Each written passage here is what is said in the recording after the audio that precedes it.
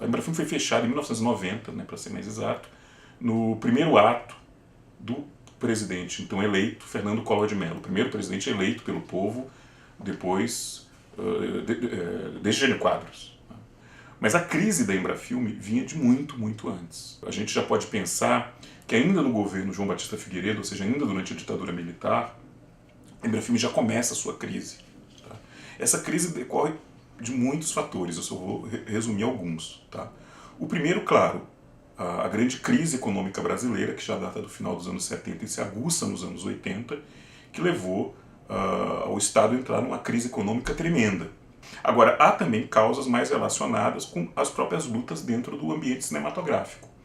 Porque com digamos assim, o afrouxamento da ditadura militar, né, na primeira metade dos anos 80, setores, e eu cito evidentemente os exibidores, os distribuidores de filmes estrangeiros, mas setores que antes, digamos, não eram tão agressivos no seu conflito com a política cinematográfica brasileira, passaram a ficar mais agressivos.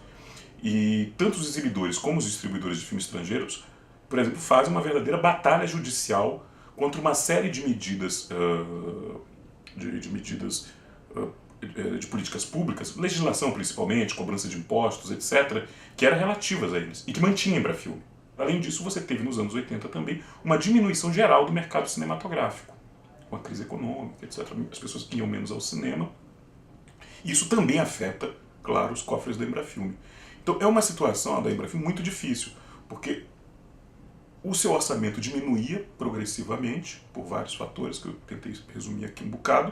Por outro lado, você tinha uma demanda cada vez maior, de mais cineastas tentando acorrer a Embrafilme. E claro que ela não atendia a todos. E isso, evidentemente, gerava N conflitos. Então o que ficou foi uma produção subsistindo na base do curta-metragem e de alguns pouquíssimos longas que eram feitos filmes pornográficos continuavam sendo feitos durante alguns poucos anos, isso tinha algum mercado, mas de forma cada vez mais precária os próprios filmes. E também você tinha um outro filme que era ou por algum apoio de alguma prefeitura, ou de algum governo do estado, ou algum dinheiro que se pegou sabe Deus de onde, mas numa produção muito, muito pequena em termos numéricos, que não tinha a menor repercussão de público. Entendeu? Isso, vamos dizer, se estendeu até 94, 95, que é quando o quadro começa a mudar lentamente. O que acontece é claro, os cineastas se veem numa situação, um meio cinematográfico muito difícil e passam a pressionar o governo pela criação de novas estruturas. Né? Os cineastas conseguem, aos poucos, em prefeituras, em governos de estado, a criação de algumas estruturas que evidentemente não se comparavam à Embrafilme, mas que foram importantes. E já no governo Itamar Franco vai ser sancionada a lei do audiovisual, que é uma lei de incentivo.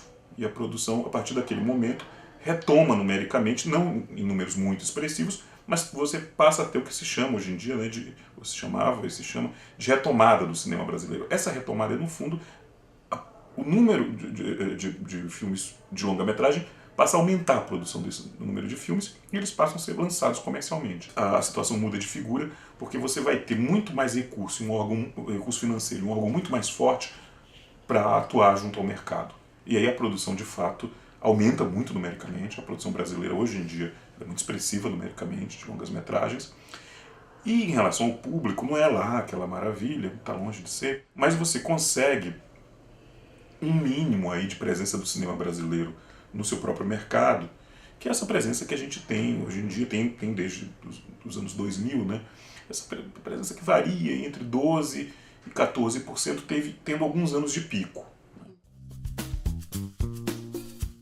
No caso brasileiro, a Cinédia, fundada pelo Adhemar Gonzaga em 30, no fundo, quando é criada, ela, digamos assim, a ideologia de fundação da empresa era totalmente calcada numa ideia de imitar o Studio System tal como ele tinha sido constituído em Hollywood.